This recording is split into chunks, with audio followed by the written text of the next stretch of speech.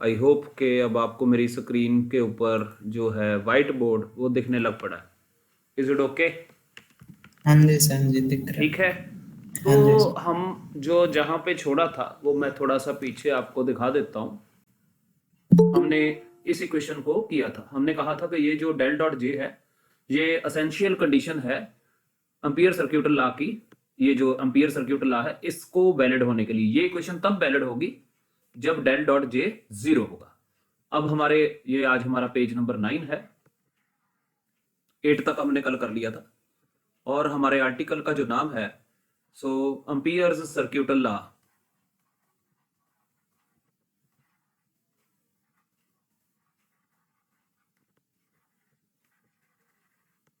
For varying currents.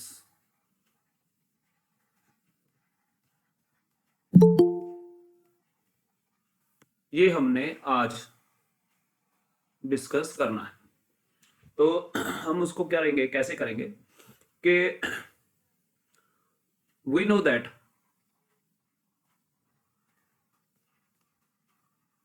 differential form of ampere circuit law form of ampere's circuit law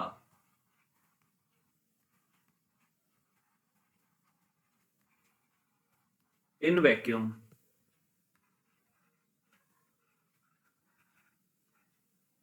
is del cross b is equal to mu naught j. However, this equation is valid only for which currents? Steady currents. ये हमने कल किया था। That is currents which obey the relation del dot j is equal to 0। ये relation जो ओबे करते हैं तो वही इक्वेशन 1 उन्हीं के लिए वैलिड है। If there are capacitive capacitors in the circuit, अगर किसी सर्किट में कैपेसिटर हो then del dot j is not equal to 0। That is current is varying, तब करंट वेरी करता है। Hence in such case equation 1 is not valid। ठीक है। so we need to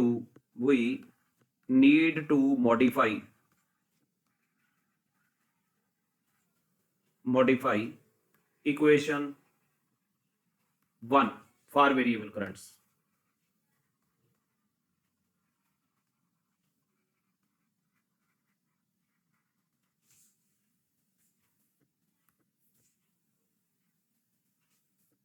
so बेटा आपको मेरा डिस्कनेक्शन तो नहीं हुआ है?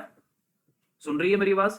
हाँ जी सर, डिस्कनेक्ट नहीं हुआ है सर। आवाज आ रही है। ओके ओके, क्योंकि मेरे घर में पावर चली गई है बट मैंने जो अपना वाईफाई है वो इन्वर्टर पे लगाया हुआ है जस्ट कंफर्म करने के लिए। तो मैं कंटिन्यू करता हूँ, ठीक है।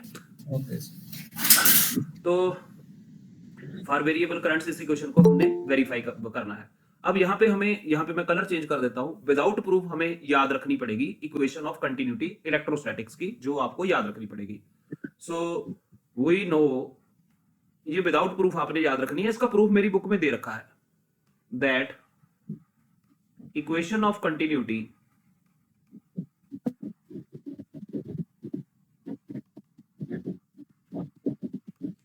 ऑफ इलेक्ट्रोस्टैटिक्स इज, ये होती है del dot J plus curly rho upon curly t is equal to 0। इसको मैं इक्वेशन नंबर 3 कहूंगा। तो इसको हम कहते हैं सी टी एम। आप शायद +2 में यूज करते होंगे ये शब्द। इसको कहते हैं कमिट टू मेमोरी, अपने दिमाग में बसा लीजिए। ठीक है, तो इस प्रूफ इसका हम नहीं देंगे, तो हम आगे नेक्स्ट पेज इसमें मैं ऐड करने जा रहा हूं। ये हमें याद रखनी पड़ेगी, इसके बिना हम आगे काम नहीं कर पाएंगे। इसका प्रूफ मैं नहीं करवाऊंगा क्योंकि हमारे सिलेबस में नहीं, तो इसलिए इसको आपको याद रखना पड़ेगा। जहां पे where rho is equal to volume charge density,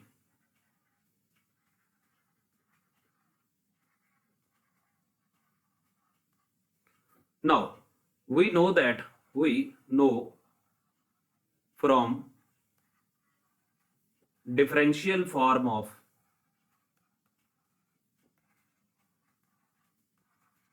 Gauss law in vacuum that, तो मैं लिखने जा रहा हूं, ये मेरा क्लास में प्रूव किया हुआ है, आप कंफर्म करो कि ये हमने किया हुआ है। हमने क्लास में प्रूव किया था, सबसे पहली इक्वेशन हमने यही प्रूव की थी, del dot E is equal to rho upon epsilon naught. ठीक है जी, तो इसका मतलब हुआ कि रो जो होगा वो हमारा epsilon naught into del dot E होगा, और इसको हम del dot epsilon naught E लिख सकते हैं, क्योंकि आपको मालूम है कि epsilon naught is a constant quantity, और कांस्टेंट्स को डिफरेंशिएशन के अंदर लिखो या बाहर लिखो कोई फर्क नहीं पड़ता। याद रखिए जो डेल वेक्टर है ये एक डिफरेंशियल ऑपरेटर है, तो कांस्टेंट्स हम इसके अंदर बाहर कहीं पे भी लिख सकते हैं। तो अब हम क्या कहेंगे कि पुट दिस वैल्यू इन 3, इसको 3 में डाल देते हैं। तो अगर हम इसको 3 में डालते हैं, ये आपके पास इक्वेशन 3 है, डेल डॉट जे ऐसे ही रहेगा, करली बाय करली टी हमने लिखना है और रो की वैल्यू हमने डालनी है, तो ये बन जाएगा del dot J plus curly by curly t. अब रो की वैल्यू है हमारे पास, यहां से हमने लिखी है, वो है del dot epsilon 0 E vector is equal to 0, क्योंकि इक्वेशन 3 में राइट साइड 0 है। तो अब इसमें से हम ये जो करली बाय करली टी है ये पार्शियल डेरिवेटिव है विद रिस्पेक्ट टू टाइम, और डेल जो होता है, आपके नॉलेज के लिए दोबारा लिखने जा रहा हूं, डेल जो होता है ये होता है I cap curly by curly X plus J cap curly by curly Y और plus K cap curly by curly Z. तो डेल में पार्शियल डेरिवेटिव होता है with respect to X, with respect to Y, with respect to Z, और यहाँ पे है partial derivative with respect to T. और हम पार्शियल डिफरेंशिएशन में ये चीज जानते हैं कि जब हम with respect to t differentiation करेंगे तो एक्स वाई जेड को कांस्टेंट मानना है, जब एक्स के विद रिस्पेक्ट टू डिफरेंशिएशन की जाएगी तो वाई जेड और टी को कांस्टेंट मानना है। तो क्योंकि एक वेरिएबल के समय दूसरों को कांस्टेंट माना जा रहा है, इसलिए यहां पे हम ऑर्डर चेंज कर सकते हैं, यानी कि डेल को हम पहले और करली बाय करली टी को हम बाद में लिख सकते हैं। तो इस ऑर्डर को चेंज करने के बाद ये बन जाएगा हमारा ये डेल डॉट जे प्लस, यहां पे डेल आगे लिख लूंगा, डेल उसके बाद डॉट, ये आ जाएगा हमारा करली बाय करली टी, और ये आ जाएगा एप्सिलॉन 0 ई, और ये आ जाएगा इक्वल टू 0। अब यहां पे डेल है और यहां पे डेल है, और हम इसको कॉमन निकाल सकते हैं, तो ये मेरा बन जाएगा डेल वेक्टर डॉट, अंदर आ जाएगा मेरा जे वेक्टर प्लस करली अपॉन करली टी एप्सिलॉन 0 और ई वेक्टर, और ये इक्वल टू आ जाएगा 0। इक्वेशन नंबर 4 बन जाएगी। तो हम इसको कंटिन्यू करते हैं। अब फिजिक्स में हम ये चीज जानते हैं कि जब दो चीजों को ऐड किया जाता है, जैसे कि यहाँ पे जे है, जे में कुछ ऐड हो रहा है, ये क्वांटिटी ऐड हो रही है, तो principle of homogeneity of dimensions आपने +2 में या +1 में पढ़ा है, principle of homogeneity of dimensions. आप यहां पे मैंने लिख दिया है, आप गूगल के ऊपर चेक कर लेना अगर आपके पास +1 की बुक्स नहीं है। वो कहता है कि जब दो चीजों को ऐड किया जाता है या सब्ट्रैक्ट किया जाता है तो उनके डायमेंशंस सेम होते हैं। तो अगर जे जो कि करंट डेंसिटी है, इसमें कुछ ऐड करेंगे तो वो खुद भी क्या होनी चाहिए, करंट डेंसिटी होनी चाहिए। आप करंट डेंसिटी में करंट डेंसिटी ही ऐड कर सकते हो, फोर्स में सिर्फ फोर्स ऐड की जा सकती है, इसी तरह इलेक्ट्रिक फील्ड में सिर्फ इलेक्ट्रिक फील्ड ऐड की जा सकती है, इलेक्ट्रिक फील्ड के साथ मैग्नेटिक फील्ड की एडिशन का कोई सवाल ही पैदा नहीं होता। Similar quantities can be added. तो हम क्या कहते हैं, अगर ये कोई करंट डेंसिटी है तो हम इसको एक नाम दे देते हैं, वही call curly by curly t of epsilon 0 E vector equal to J D. इसको कहते हैं डिस्प्लेसमेंट करंट डेंसिटी। ये आपके लिए आज एक नई करंट डेंसिटी आ गई, डिस्प्लेसमेंट करंट डेंसिटी। और बाय द वे ये जो करंट डेंसिटी है इसको कहते हैं conduction current density.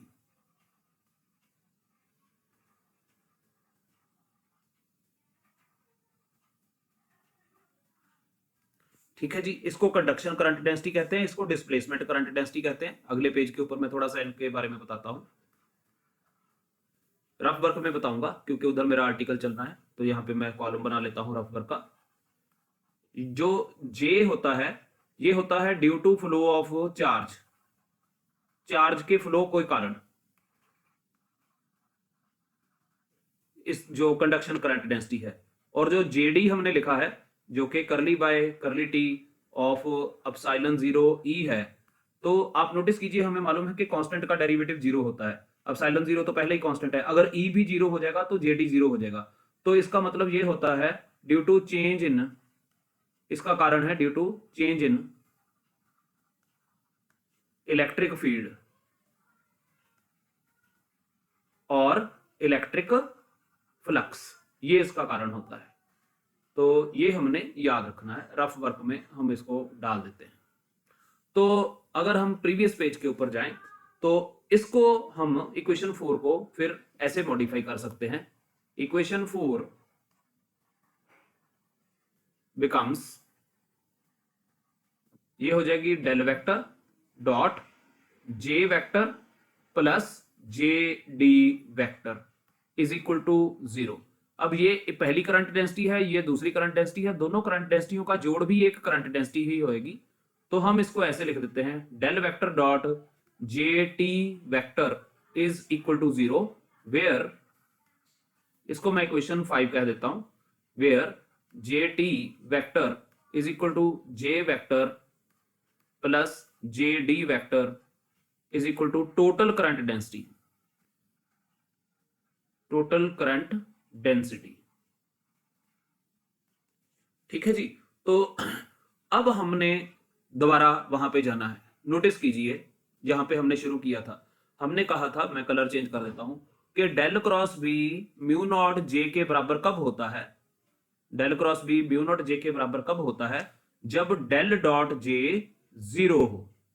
Variable currents के लिए डेल डॉट जे 0 नहीं होता, लेकिन खुशी की बात यह है कि वेरिएबल करंट्स के लिए डेल डॉट जे टी 0 है। सो हम कहेंगे since for variable currents del dot J t is 0, therefore for variable currents we must replace j vector by jt vector in equation 1। तो ये जो इक्वेशन 1 है, variable currents में mu naught जो जे है, तो इसकी बजाय हम म्यू नॉट इंटू जे टी लिख दें क्योंकि डेल डॉट जे टी 0 होता है। Hence Ampere's circuital law, hence modified form of Ampere's circuital law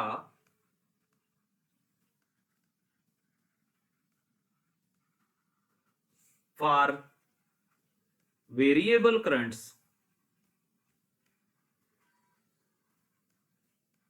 is as follows. वो क्या होगी, del cross B is equal to mu naught J t, और हम इसको लिख सकते हैं del cross B is equal to, sorry यहाँ पे टी नहीं लिखा मैंने, म्यू नॉट जे टी की वैल्यू डाल दो, वो है जे प्लस जे डी, एक एडिशनल टर्म आई है, सॉरी यहाँ पे गलत, थोड़ा सा राइटिंग में प्रॉब्लम आ गई, हाँ, जहां हम इसको ऐसे लिख सकते हैं, और del cross B is equal to mu naught into J plus J t जो था वो था हमारा अपसाइलन 0 करली ई upon curly t.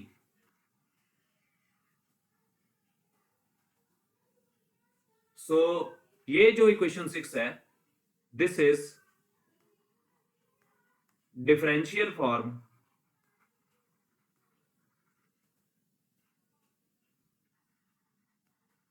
Of Ampere's circuital law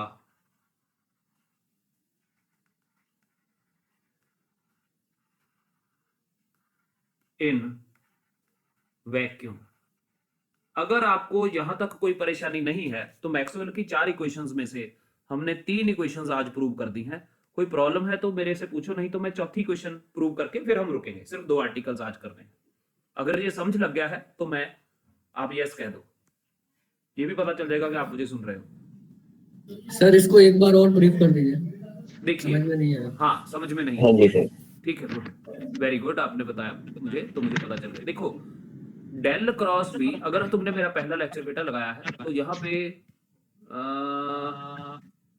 ये आ गया हमारा पिछला लेक्चर।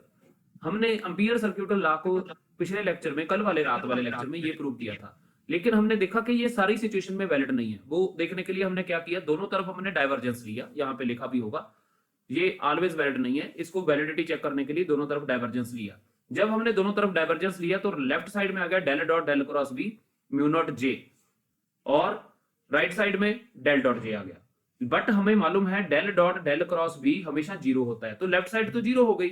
तो अगर लेफ्ट साइड 0 हो गई तो हमारे पास 0 is equal to mu naught into del dot J, mu naught से हमने डिवाइड कर दिया तो del dot J equal to 0। इसका मतलब क्या हुआ कि ये इक्वेशन जब बनती है del cross B is equal to mu naught J, तो जो भी चीज म्यू नॉट से मल्टीप्लाइड है उसका डाइवर्जेंस 0 होना जरूरी है, उसका डाइवर्जेंस 0 होना जरूरी है। लेकिन जब कैपेसिटर होता है, मैं थोड़ा सा आपको फिगर बना के सिखा दे सकता हूं, यहां पे जगह नहीं है, यहीं पे मैं आपको थोड़ा सा फिगर बना देता हूं। मान लीजिए मेरे पास ये कैपेसिटर है और मैं इसको एक बैटरी से जोड़ देता हूं, ये मेरा पॉजिटिव टर्मिनल है, ये मेरा नेगेटिव टर्मिनल है, और यहां पे मैं एक की लगा देता हूं, तो ये मेरा C स्टैंड्स फॉर कैपेसिटर। जब हम इसमें की डालेंगे, आप सभी बच्चों को मालूम है, तो करंट पॉजिटिव टर्मिनल से निकलेगा, ऐसे जाएगा, जिसके कारण ये प्लेट के ऊपर पॉजिटिव चार्ज आना स्टार्ट हो जाएगा, और बैटरी का नेगेटिव इसकी प्लेट के को नेगेटिव चार्ज दे देगा। अब होगा क्या, जैसे जैसे पॉजिटिव चार्ज इधर जाएगा कैपेसिटर की प्लेट्स में, क्योंकि गैप होता है, ये पॉजिटिव आगे नहीं जा सकता, तो इधर से आने वाला जो पॉजिटिव चार्ज है उसको जो प्लेट्स के ऊपर चार्ज रुक गया है वो चार्ज आने वाले चार्ज को रिपेल करेगा, जिसके कारण ये करंट वेरिएबल करंट बन जाता है। समझ लग रही है, वेरिएबल करंट बन जाता है ये करंट।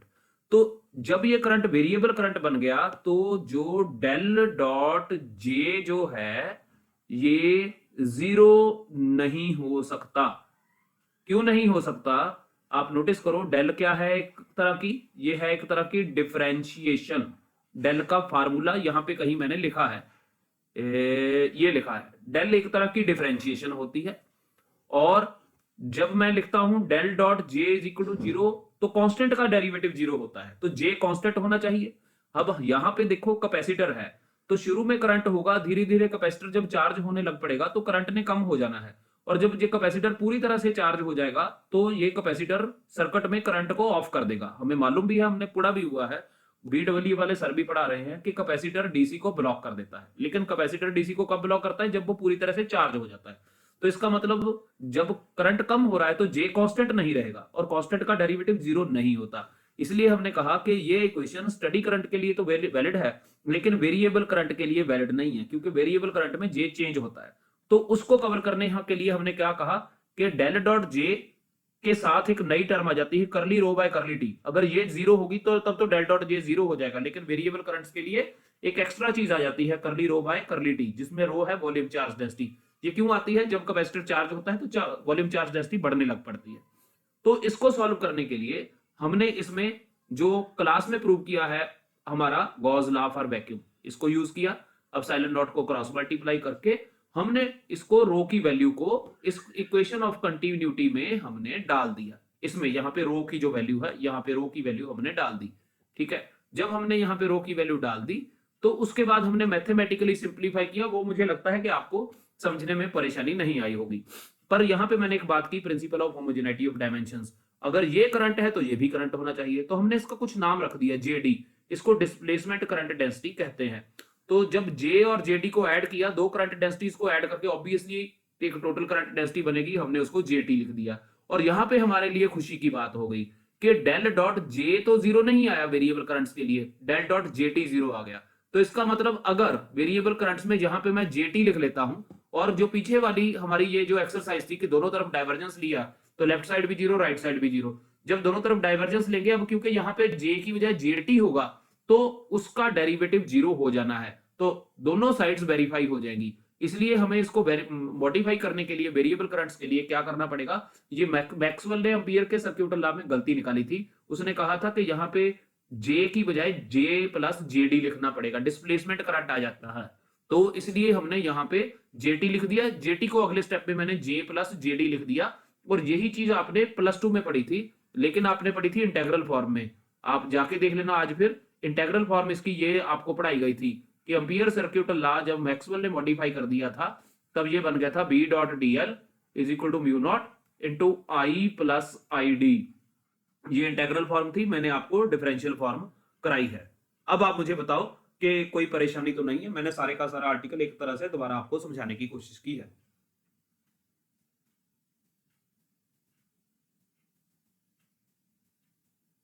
हाँ जी, मीटिंग तो नहीं खत्म हो गई? हम मीटिंग में हैं। हाँ जी सर, हाँ जी। समझ लग गया? Yes sir. हाँ जी सर, लग गया। अब मैं अगला पेज ऐड करके मैक्सवेल की चौथी इक्वेशन की तरफ चलता हूँ। ये हमारा पेज नंबर 12 होगा, और आर्टिकल का जो नाम रहेगा, आज का ये लास्ट आर्टिकल है, मैं टाइम देख लूं, हाँ आज का ये लास्ट आर्टिकल है। 20 मिनट में हम इसको कर देंगे। ये है differential form of Gauss law in vacuum, Gauss law of magnetism.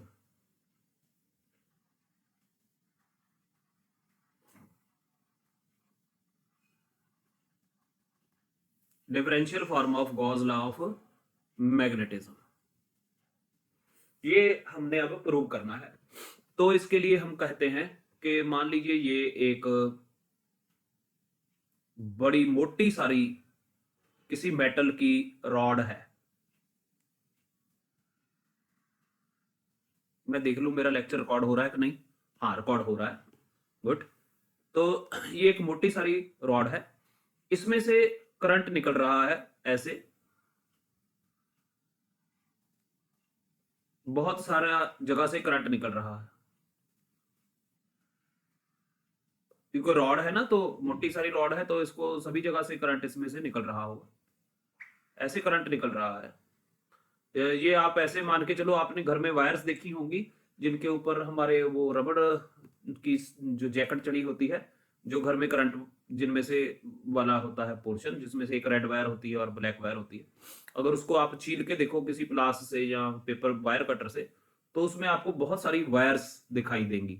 तो इस कंसेप्ट को मैं प्रमोट कर रहा हूं कि एक थिक रॉड है जो करंट कैरी कर रही है, तो उसको आप बहुत सारी थिन वायर्स की कॉम्बिनेशन मान सकते हो। अब हम क्या करते हैं कि यहाँ पे कोई पॉइंट मान लेते हैं, ये कोई पॉइंट है, इस किसी पॉइंट को हम कह देते हैं ये पॉइंट है हमारा, मान लीजिए इस पॉइंट को हम एम पॉइंट कह देते हैं। एम पॉइंट मैं नहीं कहूंगा, इस पॉइंट को मैं क्यू पॉइंट कह देता हूं, और इसके कोऑर्डिनेट्स हैं मान लो एक्स डैश, वाई डैश और जेड डैश, इस पॉइंट के कोऑर्डिनेट्स हैं। तो यहां से अगर मैं मान लीजिए ये हमारा ओरिजिन है, तो यहां पर जो मैं वेक्टर ड्रा करूंगा वो मेरा आर डैश वेक्टर होगा। और मान लीजिए ये मेरा कोई ऑब्जर्वेशन पॉइंट है, इसको हम आर वेक्टर कहेंगे, और इस ऑब्जर्वेशन पॉइंट पी के कोऑर्डिनेट्स होंगे एक्स वाई और जेड। और यहां से यहां तक अगर मैं कोई वेक्टर ड्रा करूंगा, मैं मान के चलता हूं कि आपने +1 में फिजिक्स अच्छे तरीके से पढ़ी है, तो ट्राइंगल ऑफ वेक्टर्स अगर आप लगाने की कोशिश करो तो ये जो वेक्टर आएगा हमारा क्यूपी वेक्टर, ये होता है OP vector minus O Q vector. ये आपको +1 में सिखाया गया है। तो ओपी वेक्टर आप नोटिस कीजिए, ये हमारा आर वेक्टर है, और ओ क्यू वेक्टर हमारा आर डैश वेक्टर है। तो इस वेक्टर को हम R vector minus R dash vector लेंगे। यहां पर पी पॉइंट के ऊपर इस वायर के कारण, हम पूरी मोटी वायर के कारण हम मैग्नेटिक फील्ड ढूंढने की कोशिश करेंगे। तो उसके लिए हमें चाहिए होगा बायोट सावर्ट लॉ और कुछ स्टैंडर्ड रिजल्ट्स। तो मैं आर्टिकल को स्टार्ट करने से पहले प्री रिक्विसाइट्स इसके लिए लिखने जा रहा हूं। What we should know, what we should know. इस आर्टिकल के लिए हमें क्या पता होना चाहिए, तभी ये आर्टिकल होगा। तो सबसे पहले तो हमें मालूम होना चाहिए कि जो करंट है वो integration of J dot D S होता है। Is it okay? दूसरा, आई डी एल वेक्टर को करंट एलिमेंट कहते हैं, ये आपको +2 में सिखाया गया है। तीसरा, हमें याद रखना पड़ेगा कि डेल वेक्टर मैंने क्लास में आपको करवाया था of 1/r vector minus R dash vector, इसका मैग्नीट्यूड मेरे नोट्स खोल के देख लेना, is equal to negative of r minus R dash vector upon r minus R dash vector के मैग्नीट्यूड का क्यूब। ये 3 चीजें हमें पता होनी चाहिए, तब ये आर्टिकल हमें समझ लगेगा। मुझे बताइए जी, क्या आपको ये तीनों चीजें पता है? ऊपर वाली 2 चीजें जो है वो आपने +2 में पढ़ी हैं, और तीसरे वाला रिजल्ट हमने क्लास में प्रूव किया है जिस दिन इलेक्ट्रोस्टैटिक्स चैप्टर स्टार्ट किया था। तो ये आपको पता होना चाहिए। तो अगर आपको पता है तो अच्छी बात है, नहीं तो आपको थोड़ी सी परेशानी हो सकती है। तो हम क्या करते हैं, यहां पे क्योंकि करंट निकल रहा है तो यहां से मैं थोड़ा सा टुकड़ा ऐसे ले लेता हूं। ये छोटा सा टुकड़ा हमने ले लिया ऐसे। तो इस छोटे से टुकड़े में से जो करंट निकलेगा वो करंट हमने ढूंढना है। मान लीजिए ये जो करंट निकल रहा है यहां पे, ये है आई। इसकी जो लंबाई है वो हम dl ना लेके इसको dl डैश लिखेंगे। हालांकि कोई फर्क नहीं है, आप dl भी लिख सकते हो, पर मैंने इसके ऊपर डैश इसलिए डाला है क्योंकि इस पॉइंट के ऊपर जो हमने पोजीशन वेक्टर है उसको x डैश y डैश और z डैश माना है। तो ये आपको बताने के लिए कि ये जो लेंथ है ये x y z, जहां पे ऑब्जेक्ट है ही नहीं। p पॉइंट क्या है, ये ऑब्जर्वेशन पॉइंट है, यहाँ पे वायर नहीं है। तो हमने ये बताना है कि हमने वायर की छोटी सी लेंथ ली है जो कि x डैश y डैश और z डैश के ऊपर डिपेंड करती है, इसलिए हमने इसकी लेंथ dl डैश ली है। यहां पे जो करंट डेंसिटी है उसको भी मैं j ना लिखने की बजाय j डैश लिखूंगा, करंट डेंसिटी को। और इसका जो सरफेस एरिया है उसको हम ds डैश लिखेंगे, ठीक है जी। और एरिया वेक्टर को हम ds डैश वेक्टर लिखेंगे। अब हम लगाते हैं consider a small current element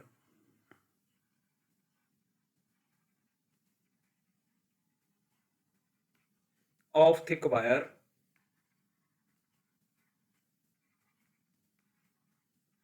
IDL dash. So according to Biot-Savart law, according to Biot-Savart law in vector form,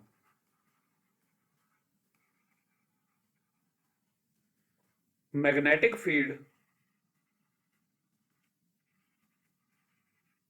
of this current element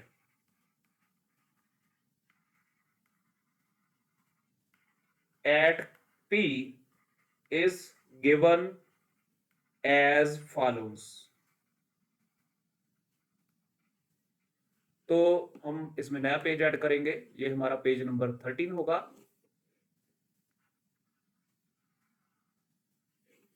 तो ये जो मैग्नेटिक फील्ड का फार्मूला हमने +2 में पढ़ा हुआ है, डी बी वेक्टर, ये होता है, वेक्टर फॉर्म में लिखने जा रहा हूं, μ0/4 I dl dash vector cross, उसके बाद होता है r minus r dash vector और divided by r vector minus r dash vector के मैग्नीट्यूड का क्यूब। ये हो गई हमारी इक्वेशन नंबर 1।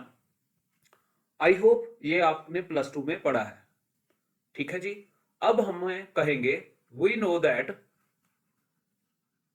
सर इंटीग्रेशन की साइन छूट नहीं बेटा डीबी वेक्टर है, इंटीग्रेशन आएगी जब हम इंटीग्रेशन करेंगे। बी वेक्टर, ये देखो फिगर को देखो बेटा, ये छोटे से टुकड़े की फील्ड निकाली है, पूरी वायर की ढूंढनी पड़ेगी तो इंटीग्रेशन करेंगे, ठीक है, समझ लगी बात? सर ये वायर में से जो करंट निकलती है सर की डायरेक्शन सेम ही होती है या? नहीं, आप अलग रख सकते हो, वो वेक्टर लॉ के हिसाब से करंट डेंसिटी ऐड हो जाएगी। Okay sir, okay. मान लीजिए इस वायर में करंट 2 एम्पीयर बाहर को जा रहा है और इस वायर में करंट 1 एम्पीयर नीचे को आ रहा है, तो टोटल करंट 3 एम्पीयर नहीं, 2 + 1 नहीं, 2 - 1 होगा। हाँ जी सर, ओके सर। समझ लगी बात? और कोई क्वेश्चन? नहीं। पता लग गया अभी इंटीग्रेशन क्यों नहीं लिखी? Yes sir. क्योंकि ये छोटे टुकड़े की मैग्नेटिक फील्ड है, सारी वायर की नहीं है। ओके। अच्छा जी, अब we know that current upon area क्या होता है? जे होता है, पता है, आपने +2 में सूत्र पढ़ा हुआ है। इसको हम अगले स्टेप में I = क्या लिख सकते हैं? J डैश A डैश लिख सकते हैं। दोनों तरफ अगर मैं DL डैश से मल्टीप्लाई कर दूं तो I DL डैश ये बन जाएगा J dash A dash DL dash. अब आप मुझे बता सकते हो किसी छोटे से वायर के टुकड़े का अगर एरिया हो A डैश, उसकी लेंथ हो DL डैश, तो दोनों की मल्टीप्लाइकेशन हमें क्या दे देगी? बोलिए। ये हो जाएगी dV dash, where dV dash = A dash DL dash. ये हो गया हमारा volume of current element.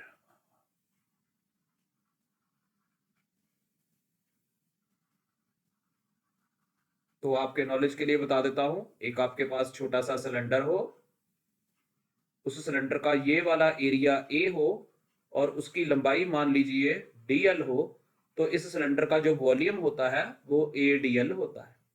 I hope ये आपको मालूम होगा, ये छोटा सा कंसेप्ट है, +2 से भी पहले 10वीं में पढ़ा होगा। सो पुट दिस वैल्यू हाँ जी सर। 1 में आप इसको पुट करो। देयरफॉर हमारा जो dB वेक्टर है वो हो जाएगा μ0/4 J dash dV dash cross, उसके बाद R minus R dash upon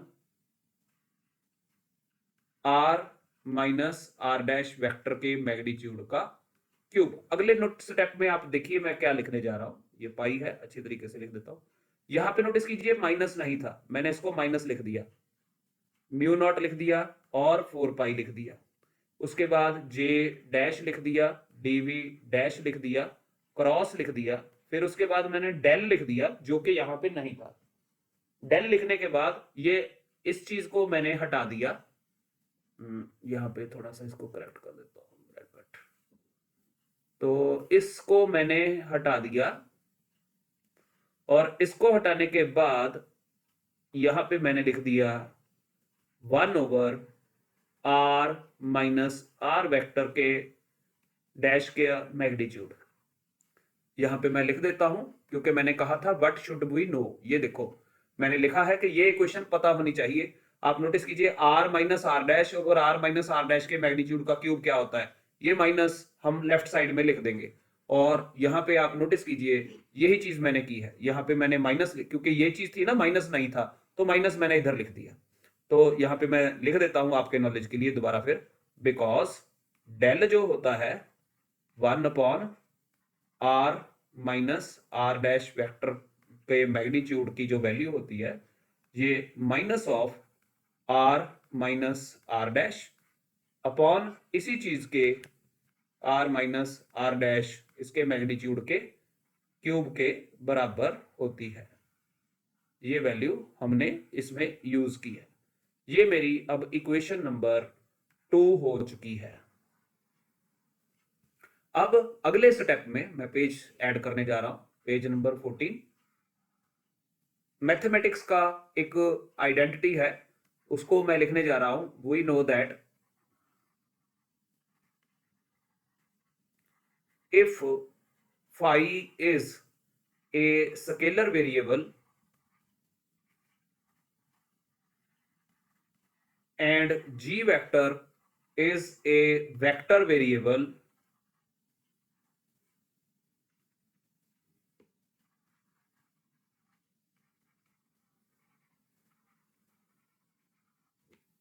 then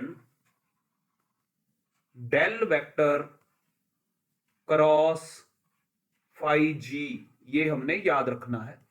ये होता है del phi cross G plus phi into del cross G. तो इसके साथ फिर लिख दूंगा सी टी एम। ये मैथमेटिक्स का एक रिजल्ट है, आप इसको सेकंड सेमेस्टर में करेंगे। वैसे अदरवाइज याद रखने का सौखा तरीका है कि आपने प्लस 2 में पढ़ा है D by D X U B, आप इसको लिखते थे u रख के v का डेरिवेटिव, फिर u का डेरिवेटिव रख के v को ऐसे ही रख दो। तो आप इसको प्रोडक्ट रूल ही मान सकते हो। इसमें u को हमने फाई मान लिया, v को हमने g मान लिया। आप चेक करो ये उसके साथ मैच करता है, और क्रॉस प्रोडक्ट हमें ऐसा लिखना पड़ेगा। अब हम क्या कहेंगे कि नाउ पुट फाई वेक्टर नहीं है, सॉरी स्केलर है, तो फाई हम इसको लिख लेते हैं r minus R dash and g हम लिख लेते हैं j डैश। देयरफॉर अब आइडेंटिटी बिकम्स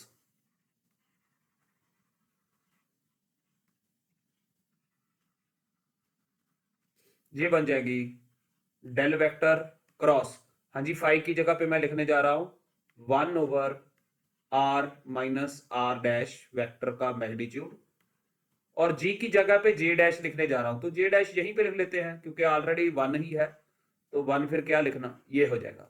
तो राइट साइड में पहला है डेल ऑफ फाई, तो ये बन जाएगा del of 1 by r minus R dash magnitude. उसके बाद क्रॉस g यानी कि cross j dash plus phi का मतलब 1 over r minus R dash vector, sorry ये सही नहीं लिखा गया, और डेल क्रॉस जे डैश। अब यहां पे हम फिगर को रेफर करते हैं। नोटिस कीजिए ये फिगर है, नोट करना है आपने कि जो डेल होता है वो होता है आई कैप करली अपॉन करली एक्स प्लस जे कैप करली अपॉन करली वाई प्लस के कैप करली अपॉन करली जेड। तो वो एक्स वाई और जेड इसके ऊपर डिपेंड करता है जो कि यहां पे पड़े हैं। लेकिन जो जे है, ये नोटिस कीजिए, ये जो जे है ये डिपेंड करता है एक्स डैश के ऊपर, वाई डैश के ऊपर और जेड डैश के ऊपर, क्योंकि करंट फ्लो कर रहा है वायर में। और पार्शियल डिफरेंशिएशन में हमें यह बात याद है कि जब हम किसी चीज को एक के विद रिस्पेक्ट टू डिफरेंशिएशन करते हैं तो बाकी सारे वेरिएबल्स को कांस्टेंट माना जाता है। तो डेल में जो वेरिएबल है एक्स वाई जेड वो जे में नहीं है, क्योंकि जे में है X dash Y dash Z dash. तो इसलिए जे डैश जो है वो कांस्टेंट, सॉरी वो वायर के लिए तो वेरिएबल है लेकिन इस ऑब्जर्वेशन पॉइंट के लिए कांस्टेंट है। इसलिए हम जब डेल क्रॉस जे रखेंगे, हम यहां पे लिखने जा रहे हैं, but del vector contains differentiation with respect to x, y, z, and j dash does not contain depend upon these। j dash तो इसके ऊपर डिपेंड ही नहीं करता, इसीलिए j को करंट डेंसिटी को मैंने करंट j नहीं लिखा, j डैश लिखा, ताकि आपको हमेशा इस चीज का ज्ञान रहे कि j डैश जो है जो x y dash x y और z के ऊपर डिपेंड नहीं करता। therefore it is obvious that क्या है कि del vector cross J dash किसी कांस्टेंट का डेरिवेटिव, क्योंकि डेल एक डिफरेंशियल ऑपरेटर है ना, तो किसी कांस्टेंट का डेरिवेटिव 0 होता है। सो मैं इसको इक्वेशन नंबर देना चाहता हूं, ये इक्वेशन नंबर 3 है। Hence equation 3 becomes, hence equation 3 becomes, तो हमारी जो इक्वेशन 3 है ये बन जाएगी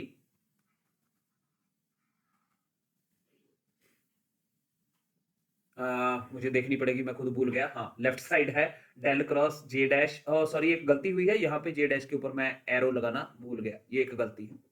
तो इसको लिखेंगे del vector cross J dash upon R minus R dash vector, यहां पे राउंड ब्रैकेट है, राइट साइड में पहली टर्म है ये चीज, सॉरी नेक्स्ट में जाना था, ये आ गया डेल वेक्टर ऑफ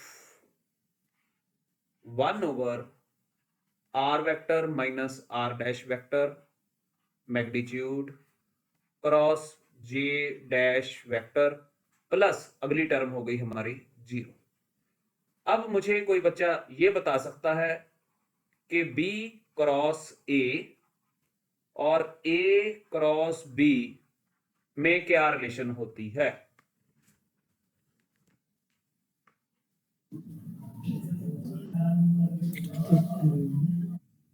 कोई भी बोले।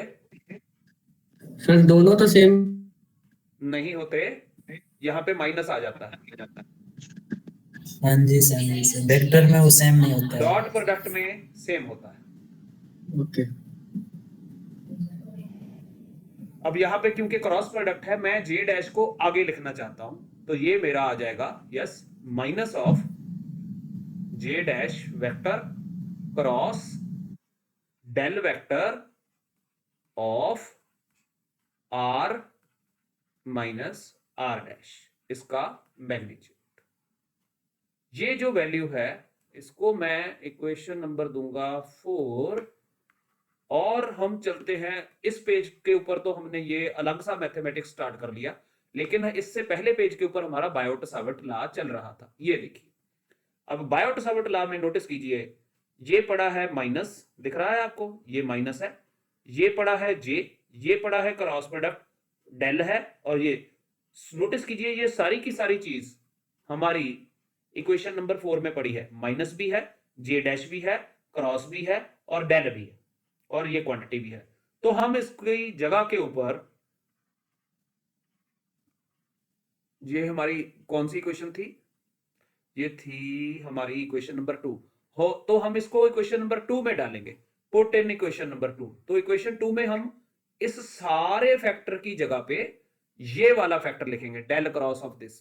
तो क्योंकि वहां पे हम ब्लैक पेन से यूज कर रहे थे, अब मैं प्लेन पेन की इंक यूज करूंगा। नोटिस कीजिए माइनस खत्म हो जाएगा, म्यू नॉट अपॉन 4 पाई रहेगा, डीबी डैश रहेगा, बाकी जो सारे फैक्टर्स हैं उसकी जगह के ऊपर हमारा आ जाएगा ये वाला फैक्टर। तो हमारा बन जाएगा डी, सॉरी मैंने पेन चेंज करना था, ये है D B vector is equal to, ये बन जाएगा हमारा म्यू नॉट अपॉन 4 पाई, उसके बाद ये रहेगा हमारा del vector cross J dash by R minus R dash इसका मैग्नीट्यूड और डी वी डैश। तो किसी बच्चे ने मुझे शुरू में बोला था कि सर आपने इंटीग्रेशन नहीं लिखी, जानबूझ के नहीं लिखी थी क्योंकि इंटीग्रेशन करने से पहले, सॉरी, इंटीग्रेशन करने से पहले ये इक्वेशन में इस इक्वेशन में इंटीग्रेशन करने से पहले हमने इतनी मैथमेटिकल चेंजेस करनी थी। तो अब हमारे पास ये आपके पास फिगर है, अभी सिर्फ इतना जो शेड किया हुआ टुकड़ा है उसकी मैंने मैग्नेटिक फील्ड पी के ऊपर ढूंढी है। अब पूरी वायर की मैग्नेटिक फील्ड पी के ऊपर ढूंढनी है तो हम इस मैग्नेटिक फील्ड जो हमने डीबी निकाली है पी के ऊपर, इसकी इंटीग्रेशन कर देंगे over the full volume of the wire, wire के पूरे वॉल्यूम के ऊपर इंटीग्रेशन होगी। तो हम यहाँ पे अब ये आर्टिकल खत्म होने वाला है। बी वेक्टर है total magnetic field, therefore B vector is equal to total magnetic field at P due to full conductor. तो ये हो जाएगी B vector is equal to triple integration of D B vector where integration is over the volume of conductor। तो हम इसको आगे लेके जाएंगे अगले पेज पे, शायद ये हमारा लास्ट पेज हो आज का। तो therefore b vector will become equal to mu naught upon 4 पाई, ये तो कांस्टेंट है, ये बाहर आ जाएगा, तो ये बन जाएगा 1 2 3। उसके बाद क्या था, ये है डेल क्रॉस ऑफ दिस, तो इसमें del vector cross of J vector divided by R vector minus R dash vector, इसका मैग्नीट्यूड और डी वी डैश, और यहां पे राउंड ब्रैकेट डालनी जरूरी है। तो हम यहां पे एक बात लिखने जा रहे हैं, but del vector has variables x y z and dv dash has variables x dash y dash z dash, and both of these set of variables are independent of each other।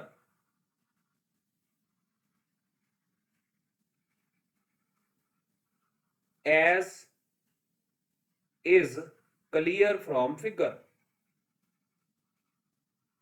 आप check कर सकते हो, पर मैं अपनी बात पहले पूरी लिखूं फिर फिगर के ऊपर लेके जाता हूं। Therefore order of differentiation and integration can be changed. तो डिफरेंशिएशन और इंटीग्रेशन का ऑर्डर चेंज किया जा सकता है। मैं फिगर आपको दिखा देता हूं, ये नोटिस कीजिए, x dash y dash z dash ये वेरिएबल्स वायर के लिए हैं और x y z ये वेरिएबल ऑब्जर्वेशन पॉइंट से है। अगर मैं x y z चेंज करता हूं तो मेरा ऑब्जर्वेशन पॉइंट चेंज होता है, वायर चेंज नहीं होती। और अगर मैं x dash y dash z dash change करता हूं तो वायर में हम एक पॉइंट से दूसरे पॉइंट के ऊपर जाते हैं, और ये दोनों वेरिएशंस एक दूसरे के इंडिपेंडेंट हैं। अगर हम वायर में एक जगह से दूसरी जगह पे जाएं तो ऑब्जर्वेशन पॉइंट चेंज नहीं होता, और अगर हम ऑब्जर्वेशन पॉइंट को हिला दें तो वायर नहीं हिलती। तो ये दोनों प्रोसेसेस एक दूसरे के इंडिपेंडेंट हैं, तो हम ऑर्डर चेंज कर सकते हैं। तो इसलिए जो डेल है ये जो पीछे रखा है और इंटीग्रेशन को हमने आगे रखा हुआ है, इसको हम इंटरचेंज करने जा रहे हैं। तो इसको लिखेंगे therefore B vector is equal to del vector mu naught upon 4 pi, बेटा कांस्टेंट है तो कांस्टेंट को आप कहीं पे भी लिख सकते हो, del vector cross mu naught upon 4 pi triple integration of J dash, एक गलती हुई यहाँ पे जे डैश लिखा हुआ है, हमने पूरे आर्टिकल में जे डैश लिख के आ रहे हैं। तो R minus R dash vector magnitude and D V dash, और इसको हम इक्वेशन लिखना चाहते हैं, ये इक्वेशन नंबर 5 है, ठीक है। द क्वांटिटी, आज एक नई चीज, हम एक नया वेक्टर का नाम रखे जा रहे हैं, ए वेक्टर इज इक्वल टू, हम इस वेक्टर को ये वाले जो इस सारे क्वांटिटी को एक नए वेक्टर से हम नाम रखने जा रहे हैं। The quantity mu naught upon 4 pi triple integration J dash upon R minus R dash का मैग्नीट्यूड डी वी डैश, गलती फिर हो गई, यहां पे डैश डालना था, is called vector potential. Therefore 5 becomes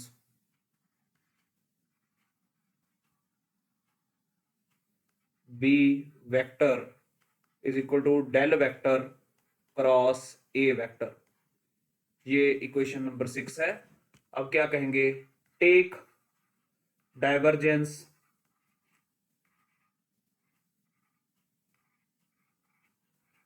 on both sides of 6। तो इक्वेशन 6 के दोनों तरफ अगर हम डाइवर्जेंस ले लें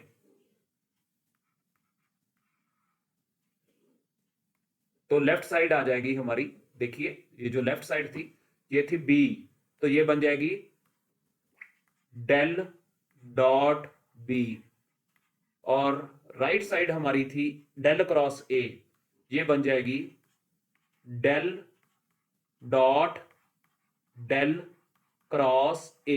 हाँ जी, कल के लेक्चर को अगर आपने अच्छी तरह से पढ़ लिया है, कोई बच्चा मुझे बता दे राइट साइड क्या होती है।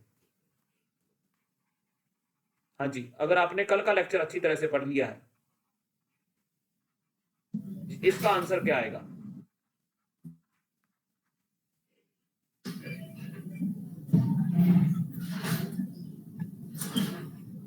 ये देखिए रफ कर यहां पे लिखा, जीरो सर, क्या आंसर जीरो। आएगा इसका? जीरो। जीरो। तो ये जीरो है। किसी ने हैंड रेस किया है शायद, हाँ जीरो, वेरी गुड, लविश ने बोला है जीरो, गुड लविश, लविश है या लवेश है, गुड, वेरी गुड। देयरफॉर ये इक्वेशन बन जाएगी del dot B is equal to 0, और इसको हम इक्वेशन नंबर 7 कहेंगे। 7 is called, equation 7 is called differential form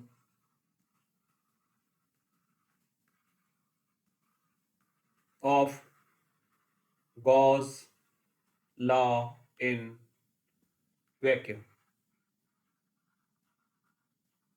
इसकी इंटेग्रल फॉर्म के लिए हम क्या करेंगे, for integral form take volume integration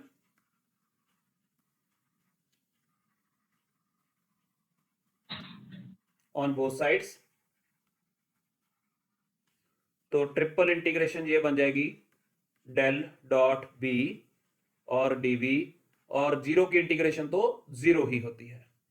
तो यहां पे मैं आपके नॉलेज के लिए लिखने जा रहा हूं गॉस डाइवर्जेंस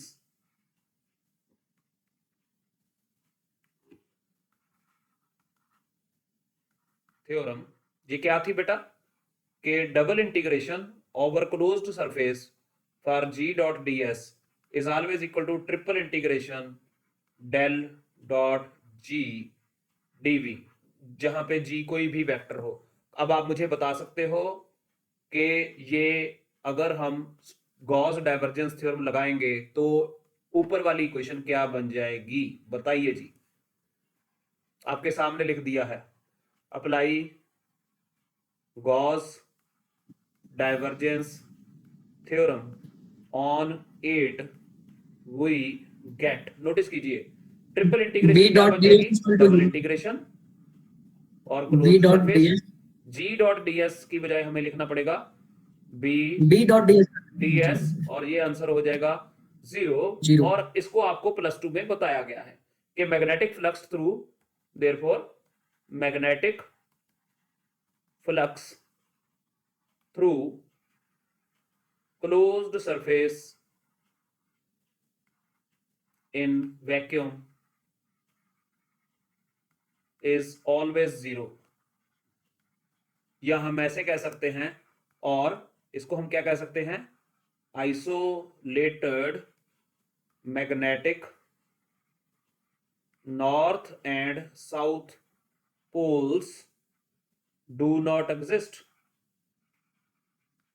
नॉर्थ और साउथ पोल को अलग नहीं किया जा सकता। इज इट ओके बेटा, समझ लग गया सभी को? Yes sir. अब रुके यहाँ पे। हाँ जी सर।